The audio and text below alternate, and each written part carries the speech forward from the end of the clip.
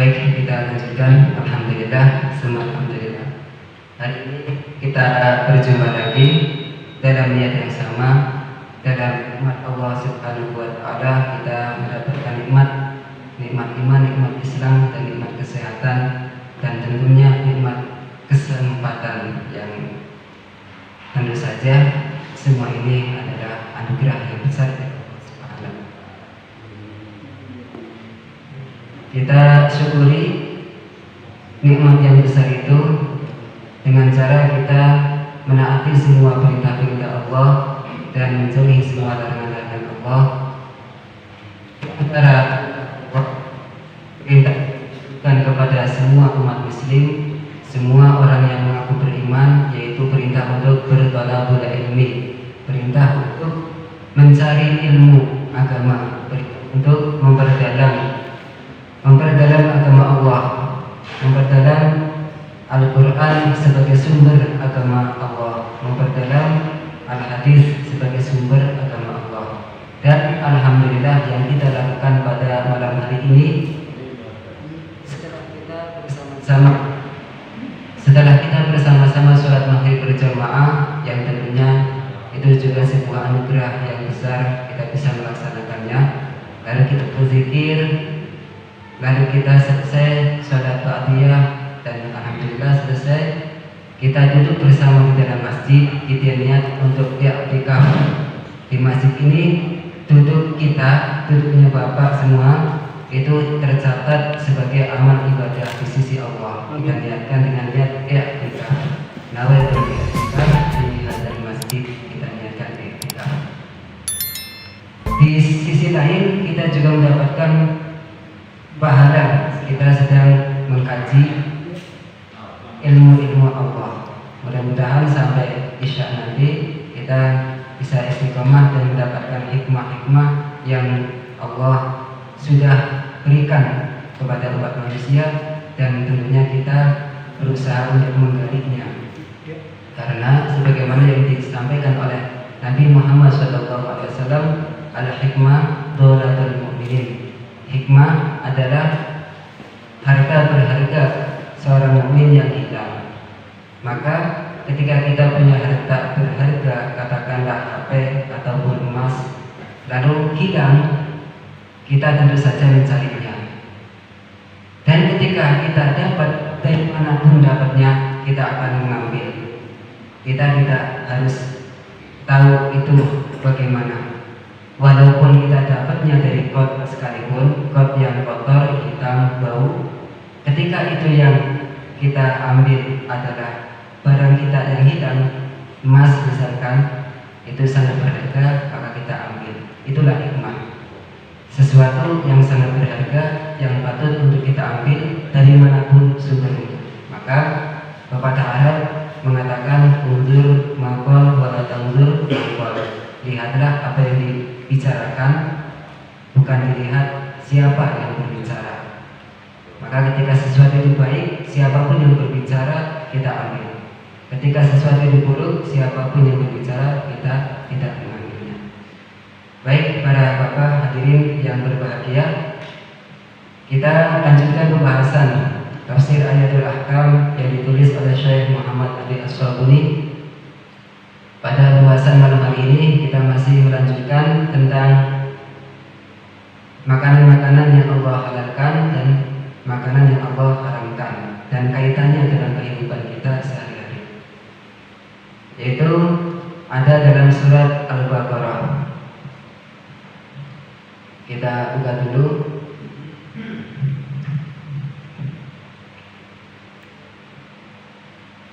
Surat Al-Baqarah ayat 172 sampai 173. Allah berfirman, A'udzubillahi minasyaitonirrajim. Mohon maaf Pak, kita agak lupa.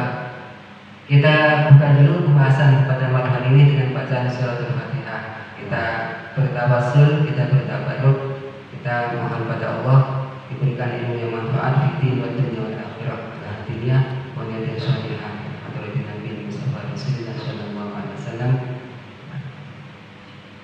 Al-Fatihah.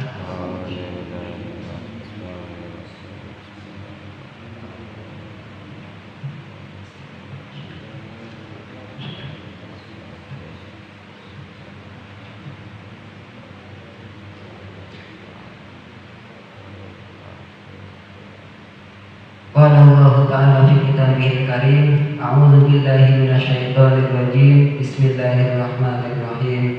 Ya ayyuhalladzina amanu kulu min thayyibati ma razaqnakum washkuru lillahi in kuntum iyyahu ta'budun. Innama harrama 'alaikumul maitata wad-dama wa lahmal khinziri wa ma uhilla bihi li ghairillah. Faman yudhurra ghayra baghin wa la 'adin fala ithma 'alaihi. Innallaha ghafurur rahim. Shadaqallahul 'azim wa shadaqa rasulul karim wa nahnu 'ala dzalika minasyahidin. Ya ayyuhalladzina amanu, wahai orang-orang yang beriman, kulu makanlah kalian min thayyibati ma razaqnakum, dari apa-apa yang telah kami rizkikan kepada kalian. Washkuru, dan bersyukurlah kalian lillahi, kepada Allah, in kuntum iyyahu ta'budun, jika kalian hanya kepada Allah menyembah. Innama harrama 'alaikumul maitah, sesungguhnya Allah haramkan atas kalian bangkai, wad-dama, dan darah, wa lahmal khinzir, dan daging babi, wa ma uhilla bihi li ghairillah, dan hewan-hewan yang disembelih bukan karena Allah. Faman yudhurra, maka barang siapa terpaksa, barang siapa dalam keadaan darurat, ghairu baghin, dia tidak menginginkan, wala adin, dan tidak melampaui batas, fala itsma alaih, maka tidak ada dosa baginya. Innallaha ghafurur rahim, sesungguhnya Allah Maha Pengampun, Allah Maha Penyayang. Dari ayat ini kita sudah membahas banyak tentang tafsir-tafsir yang ada dalam ayat ini. Kita juga sudah membahas hukum-hukum yang berkenaan dengan ayat ini, mulai dari bagaimana kita diharamkan dalam hal bangkai, apakah hanya haram memakannya saja atau haram juga mengambil manfaat.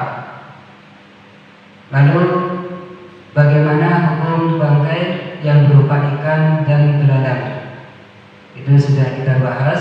Dan pada malam hari ini kita akan membahas pada hikmatul tasyrik. Namun sebelumnya tidak ada salahnya kalau kita mengulang sedikit ya Pak ya, supaya kita ingat pembahasan-pembahasan yang sudah terdahulu. Hukum-hukum yang berkenaan dengan ayat ini adalah hal al-muharram fi ayatil maitah amil intifa. Yang diharamkan dalam ayat ini apakah hanya memakan saja, apakah manfaat secara umum. Ada perbedaan pendapat, tetapi jumhur ulama mengatakan yang diharamkan adalah memakannya. Selain itu tidak. Yang kedua, mahukmu al-maitah minas samak wal jarad, hukum bangkai ikan dan belalang. Maka semua ulama sepakat bahwa ikan itu tidak dianggap haram walaupun tidak disembelih secara syar'i, dan itu tentu saja dihitung sebagai bangkai untuk definisi bangkai. Tetapi untuk bangkai ikan dikecualikan, jadi tetap halal. Demikian juga bangkai belalang. Yang selanjutnya, mahiyya zakatul janin pada dzabahi umih, bagaimana hukum janin, hukum bayi kandungan yang ada di dalam perut hewan yang telah disembelih. Maka ada perbedaan ulama. Untuk Imam Syafi'i, beliau mengatakan halal karena bangkai karena hewan yang masih ada dalam kandungan itu dihukumi seperti hukumnya induk, seperti hukum induknya. Ketika induknya disembelih, maka yang di dalam pun halal. Ketika induknya tidak disembelih, mati sendiri, maka tidak halal. Lalu selanjutnya, hal yubahul intifa bil maitah fi ghairi akli. Ini untuk hal berkenan, apakah boleh mengambil manfaat untuk hewan yang mati tanpa sembelih, atau dalam kata lain bangkai Tentu saja ada pendapat ulama yang berbeda-beda. Ada yang mengatakan bahwa tidak boleh secara mutlak untuk apapun, ada yang mengatakan boleh kecuali dimakan, selain itu boleh. Lalu selanjutnya hukum dam alladzi yabqa fil uruq wal lahmi. Bagaimana hukum darah yang tertinggal menetap di daging, di dalam urat-urat, susah untuk dibersihkan. Maka para ulama sepakat bahwa itu tidak apa-apa. Tidak apa-apa, tidak harus dicuci sampai benar-benar bersih, sampai tidak ada merah sama sekali, itu tidak harus. Karena yang demikian itu adalah sebuah kesusahan, dan agama tidak menghendaki kesusahan atas umatnya. Selanjutnya, mada yuhramu minal khinzir, apa saja yang diharamkan dalam hal babi, apakah hanya dagingnya, apakah hanya tulangnya, kulitnya, atau semuanya. Maka ada pendapat yang berbeda dari para ulama, dan pendapat yang mayoritas adalah semua bagian dari khinzir, dari daging babi, dari babi secara keseluruhan itu haram. Yang selanjutnya, man ladzi yubahu lil mudhar minal maitah. Bagaimana bagi orang yang terpaksa memakan, orang yang dalam keadaan darurat, jika dia tidak makan maka mati, bisa diperhitungkan mati. Walaupun mati itu urusannya dengan takdir Allah, tetapi kita pakai perhitungan yang disepakati, perhitungan menurut logika manusia. Bagaimana jika dia secara perhitungan tidak makan lalu mati, tetapi ada makanan yang haram, apakah dia boleh memakan? Kalau boleh, bagaimana kadarnya? Nah, ini berbeda dari beberapa ulama.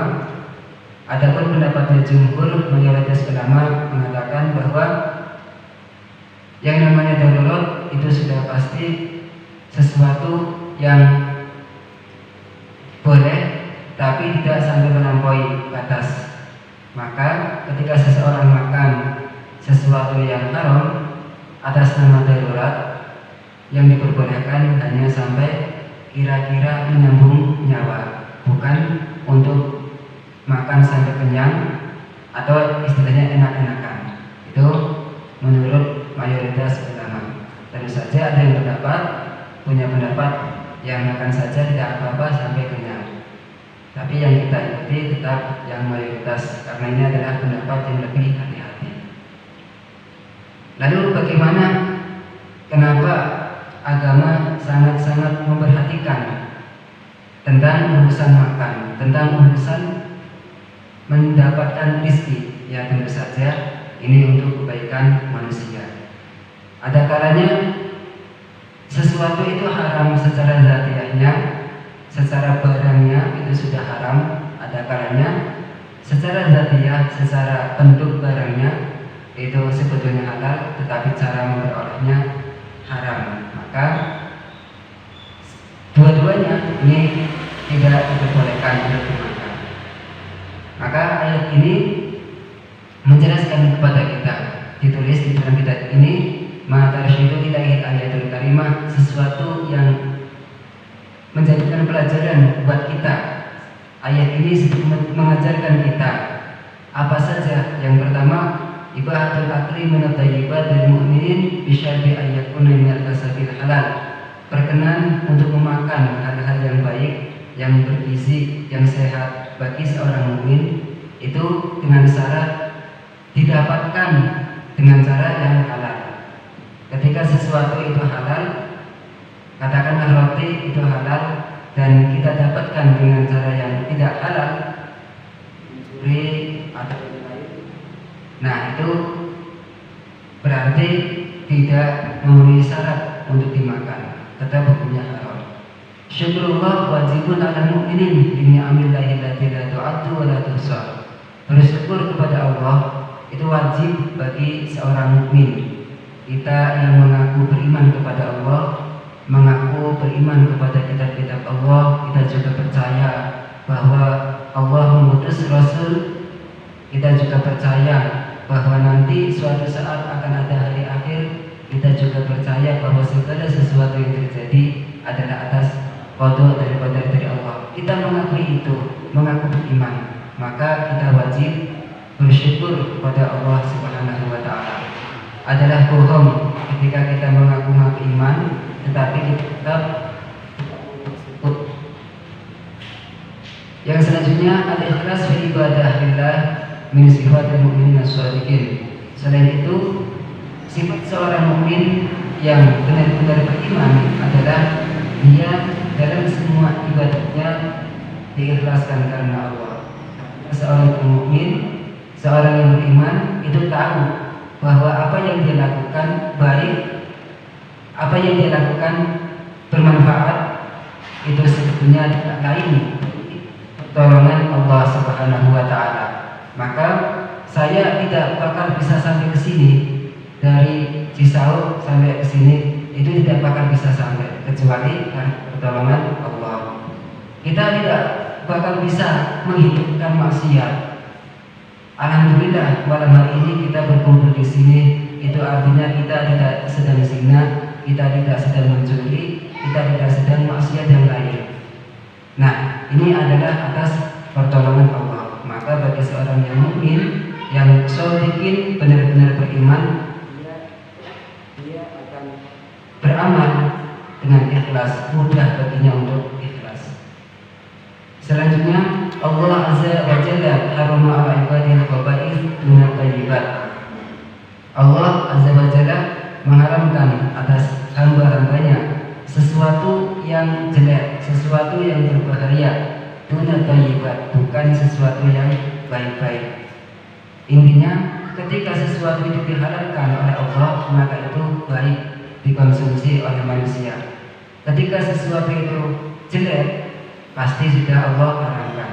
Maka bagaimanapun kita menilai, misalkan orang-orang menilai ini barang baik gizi, tetapi oleh syariat Islam itu diharamkan, berarti itu jelas sebetulnya itu tidak baik. Kita saja yang belum mengerti bahwa halatul idrar tubihul insan al-aqla bima haramallahu kan baita wa ghairiha. Dan yang terakhir, keadaan darurat itu memperbolehkan bagi manusia untuk memakan sesuatu yang Allah haramkan sebelumnya, seperti bangkai dan selainnya. Nah, ini yang banyak terjadi bagi orang-orang yang mungkin tersesat di hutan atau di manapun dan di situ tidak ada makanan.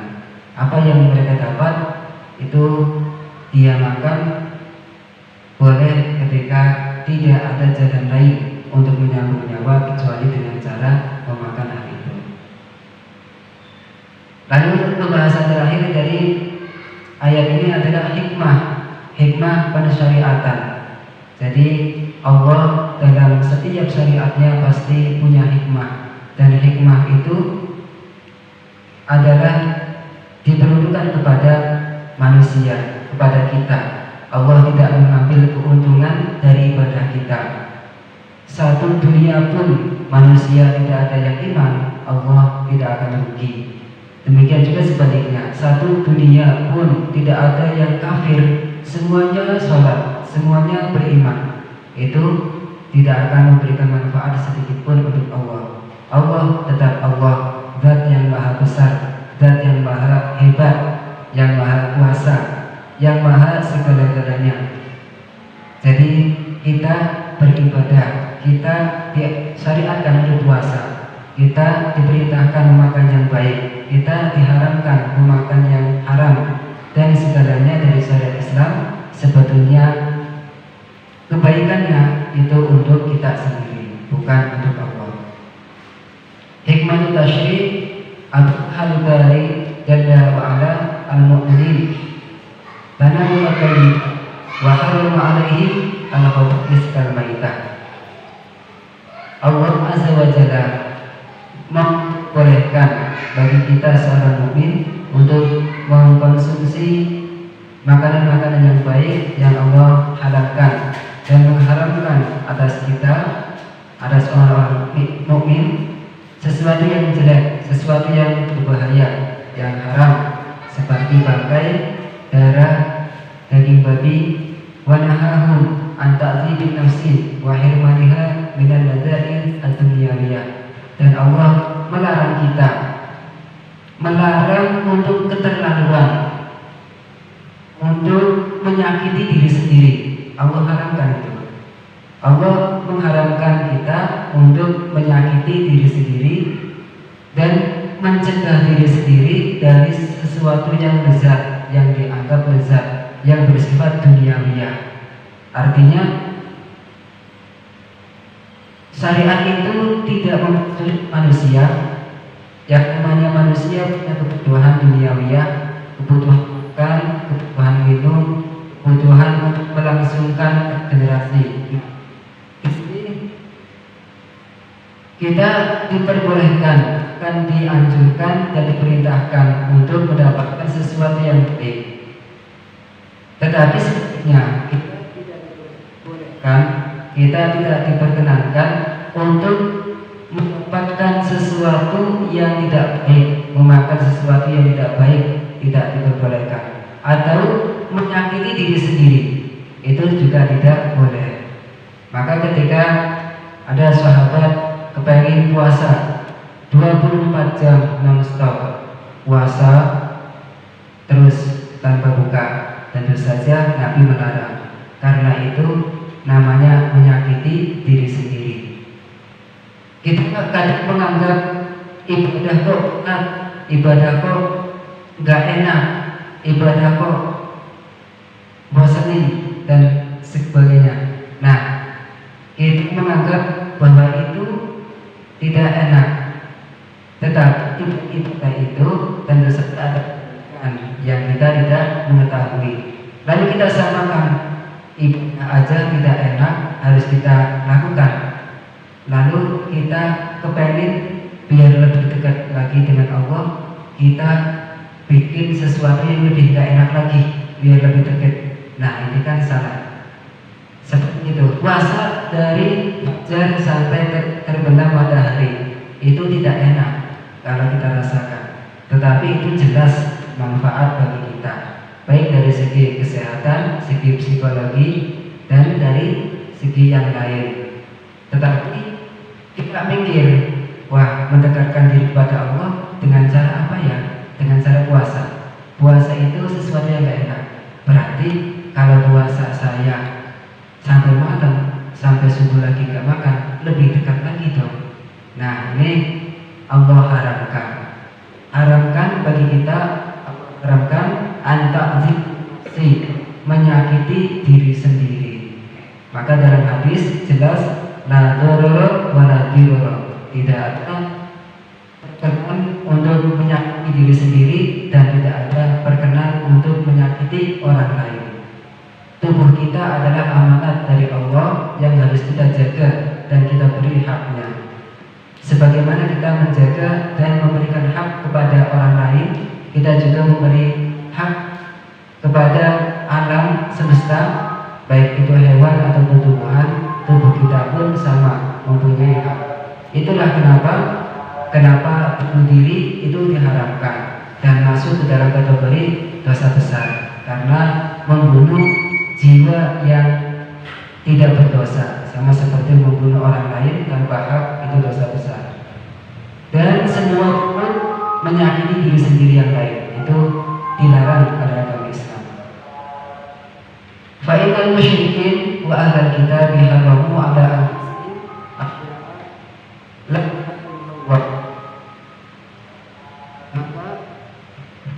sebetulnya sesuatu itu tidak akan Allah perintahkan, tidak akan Allah kecuali karena manfaat buat manusia, dan kita dilarang untuk menyakiti diri sendiri. Nah, ada di kalangan orang-orang musyrikin dan orang-orang ahli kitab di zaman dahulu, itu mereka mengharamkan sesuatu yang tidak Allah haramkan. Jadi istilahnya itu keterlaluan dalam mengamalkan ajaran mereka yang katanya dari nenek moyang turun-temurun. Mereka keterlaluan. Sesuatu yang tidak diharamkan kalau diharapkan ini dibenci oleh agama. Seperti seperti unta hiroh, unta saibah. Nah, ini istilah.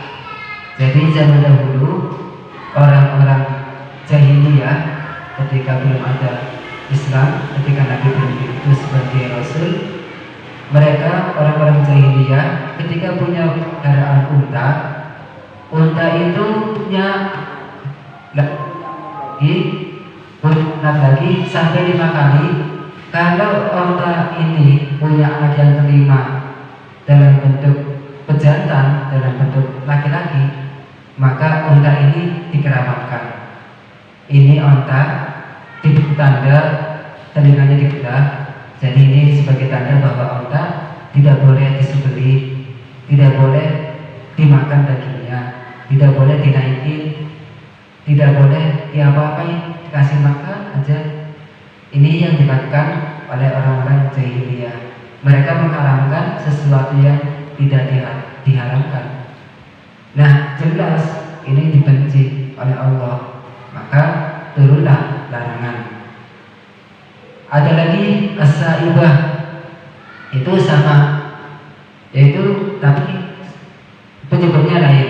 Kalau ini as-saibah, mereka ketika merasakan mendapat nikmat yang besar, ada seseorang sakit bertahun-tahun, sudah berobat dari mulai klinik, dokter, spesialis, dan semuanya sudah dicoba, sakitnya tidak sembuh-sembuh bertahun-tahun.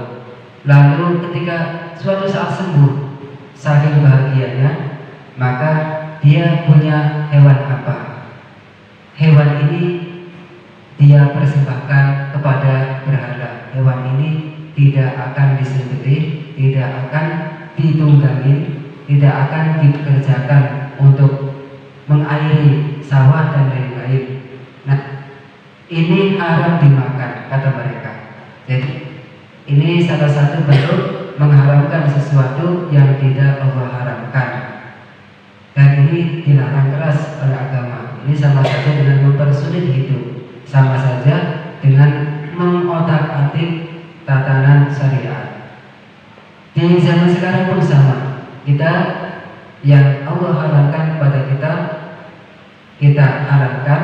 Yang Allah haramkan kita haramkan, kita katakan haram. Ini kita tidak jelas ini halal apa haram, itu namanya syubhat. Maka lebih baik kita hati-hati untuk tidak mengkonsumsi. Tetapi tetap saja kita tidak akan mengatakan ini haram. Kita hanya akan mengatakan ini syubhat, tidak jelas, itu saja. Waktu dan mazhab asy-Syafi'i dan Nasara ana aqrabu ma yataqarrabu bihi al-'abdu ila Allah Ta'ala ta'dhibun nafsi wa ihtiqariha. Ada mazhab yang terkenal pada saat itu di kalangan orang-orang Nasrani, bahwasanya cara cepat untuk bisa mendekatkan diri kepada Tuhannya, cara untuk bisa mendekatkan diri kepada Tuhannya dengan sedekat-dekatnya, itu adalah dengan cara ta'dzibun nafsi wa ihtiqariha, dengan cara menyakiti diri sendiri dan menghinakan diri. Nah, ini ada aliran seperti ini di kalangan orang-orang Nasrani. Padahal jelas tidak boleh, kalau kita orang Islam, orang Muslim tidak boleh menyakiti diri sendiri. Sampai-sampai merendahkan diri sendiri pun tidak boleh. Kita memegang najis, kalau ada hajat tidak apa-apa. Tapi ketika tidak ada hajat, tidak ada keperluan apapun, lalu kita mengotori badan najis, itu hukumnya tidak boleh. Karena itu sama saja dengan merendahkan diri. Padahal manusia diciptakan oleh Allah dalam keadaan mulia, dan manusia diciptakan oleh Allah dengan sesuatu anugerah yang mulia. Bahkan malaikat pun sujud kepada Nabi Adam Shallallahu Alaihi Wasallam, yang mana Nabi Adam adalah manusia dan kita semua adalah keturunan dari beliau.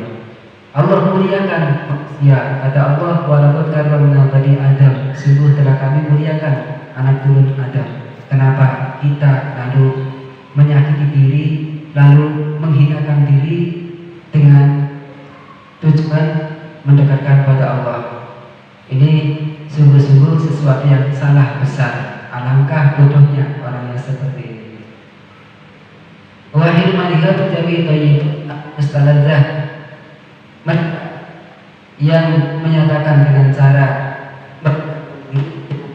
diri sendiri, menghalangi diri sendiri dari sesuatu yang baik, sesuatu yang enak, al-mustaladzah, sesuatu yang dianggap lezat, itu mereka nggak mau. Annahu la hayata lirruh illa bi ta'dhibil jasad. Mereka beranggapan bahwa ruh ini, jadi mereka punya keyakinan sama seperti kita. Mereka tahu bahwa ada unsur jasad yang akan hancur di dalam bumi, ada juga ruh yang kekal abadi hingga masa yang Allah kehendaki di surga ataupun di neraka. Mereka percaya dan mereka mengatakan la hayata lirruh illa bi ta'dhibil jasad. Untuk menghidupkan ruh, untuk memperbaiki ruh, caranya yaitu dengan cara menyakiti jasad. Mereka nggak menganggap jasad itu harus dimuliakan, enggak, karena nanti bakal dikubur tanah, bakal jadi makanan ulat, cacing, belatung, mikroba dan lain-lain, hancur. Yang akan dikatakan ruh, ya udah, mulai dari sekarang nggak apa-apa, sakitin saja. Mereka berpendapat seperti itu. Supaya apa? Dekat dengan Tuhannya. Ini sesuatu yang salah tentu saja. Wa kullu hadhil ahkam wa syara'i wa du'a'ah al-asar. Ini hukum-hukum yang mereka ciptakan sendiri, yang mereka, para pembesar-pembesar mereka katakan walisadah asarul fi syari'atillah, dan di dalamnya tidak ada manfaat, tidak ada pengaruh apapun di dalam syariat Allah. Kalau kita sebagai orang muslim menyatakan untuk mendekatkan diri pada Allah kita harus dengan cara menyakiti diri sendiri, maka kita tidak mempengaruhi apapun kepada syariat. Kita tidak memberi manfaat apapun, tidak memberikan manfaat kepada agama, tidak memberikan manfaat kepada sesama. Yang ada hanya penyengsaraan diri. Itu yang perlu kita pahami. Wa qad tafaddalallahu ala hadhihi ummah liha ummatan wasata, dan Allah sungguh telah memuliakan umat ini, umat Nabi Muhammad Shallallahu Alaihi Wasallam, dengan menjadi ummatan wasata, umat yang tengah-tengah, yang seimbang. Tu'til jasad haqqah, yang memberikan jasad haknya. Jasad kita punya hak, maka makan kita adalah wajib kita. Kita ketika makan dari sesuatu yang halal, niatkan untuk ibadah, karena itu hak jasad kita. Kita mendapatkan enaknya makanan, mengenyangkan, enak juga, tetapi di sisi lain kita mendapatkan pahala. Kita berolahraga, olahraga menyehatkan, itu berpahala. Kita tidur, istirahat kita pahala, karena itu adalah sedang memberikan hak jasad. Di sisi lain, jasad kita juga akan kita ajak untuk sholat. Orang sholat ketika sakit tentu saja tidak enak rasanya. Orang haji ketika sakit tentu saja gagal hajinya. Orang puasa ketika sakit tentu saja puasanya terhalang. Kita berikan hak jasad kita untuk niat ibadah kepada Allah, maka kita mendapatkan pahala atas semuanya itu. Kita juga tentu saja mendapatkan nikmatnya. Tu'til jasad haqqah wa ruha haqqah, ruh kita juga diberikan jasad. Fa'ahadna lana thayyibat wa harrama 'alaina al-khaba'is. Maka dari sini, dari hikmah ini, bahwa kita punya hak, kita punya kewajiban, kita diperbolehkan untuk memperbaiki diri, mendapatkan yang terbaik. Kita dilarang untuk menyakiti diri. Dari sinilah Allah menghalalkan yang baik-baik dan mengharamkan yang buruk-buruk untuk kita. Wa amarna bisyukri 'alaiha, dan lalu Allah perintahkan kepada kita untuk bersyukur secara penuh, baik syukur bil lisan, syukur dengan ucapan alhamdulillah, syukur bil qalbi, dengan hati, perasaan kita merasakan nikmat Allah, lalu syukur bil arkan, kita menjalankan perintah Allah untuk menjauhi larangan-larangan Allah. Walam yaj'alna jasmaniyin khulasan kal an'am, dan Allah tidak menjadikan kita sebagai umat yang jismaniyin, umat yang mementingkan jasad saja seperti hewan. Mohon maaf, hewan itu yang mereka pikirkan adalah makan, minum, istirahat, dan melangsungkan perkawinan. Makan, minum, melangsungkan perkawinan, lalu istirahat dan seterusnya. Itu adalah hewan. Manusia tidak seperti itu. Walau mahaniyin khulasan kal malaikah, tetapi kita juga bukan umat yang mahaniyin, hanya seperti ruh saja, seperti malaikat. Kita lalu pikir tidak usah makan, tidak usah minum, yang penting ruh, jasad mati biarkan saja. Tidak, kita lengkap, ada jasad dan ada ruh. Tidak mementingkan salah satunya, tetapi mementingkan keduanya. Bal ja'alna anasiya kamilatan bihadhihi syari'ah. Allah jadikan kita sebagai umat yang sempurna, sebagai manusia yang sempurna dengan syariat ini. Maka ketika kita melaksanakan syariat Allah, kita akan menjadi al-insan al-kamilah, insan kamil, manusia yang sempurna, manusia yang punya jasad sisi duniawiya dan manusia yang mempunyai sisi akhirat. Dua-duanya terpelihara. Inilah yang Allah kehendaki. Wa amal hikmah min tahrimil maitah falima fiha min ad-darar. Lalu gimana? Kenapa bangkai itu diharamkan? Tentu saja karena di dalam bangkai tersebut ada bahaya. Li'annaha imma an takuna matat bi maradin wa illatin. Ada kalanya mati karena sakit, ada kalanya mati karena perkara lain. Jadi sesuatu yang diharamkan ini termasuk di dalamnya bangkai itu ketika mati dengan sendirinya tentu saja karena penyakit. Ada, kalau orang sekarang katakan itu ada mikroba, ada bakteri dan lain-lain yang akan menular kepada manusia. Nah, ini oleh agama dilarang, tentu saja untuk kemaslahatan umat manusia. Karena waktu yang singkat dan sudah sampai untuk sholat isya, alhamdulillah, untuk pembahasan surat Al-Baqarah ayat yang menjelaskan tentang halal dan haram kita sudah selesaikan. Untuk pembahasan selanjutnya kita akan membahas tentang ayat-ayat yang menerangkan tentang hukum puasa. Mudah-mudahan kita selalu bisa mengambil hikmah, mengambil pelajaran hari demi hari. Kita sampai pada bulan yang mulia, bulan Ramadan, kita menjadi umat muslim yang dibersihkan dari segala dosa. Allah ridho, Allah berikan kita nikmat dunia dan nikmat akhirat. Akhirul kalam, Allahu a'lam bishawab. Assalamualaikum warahmatullahi wabarakatuh.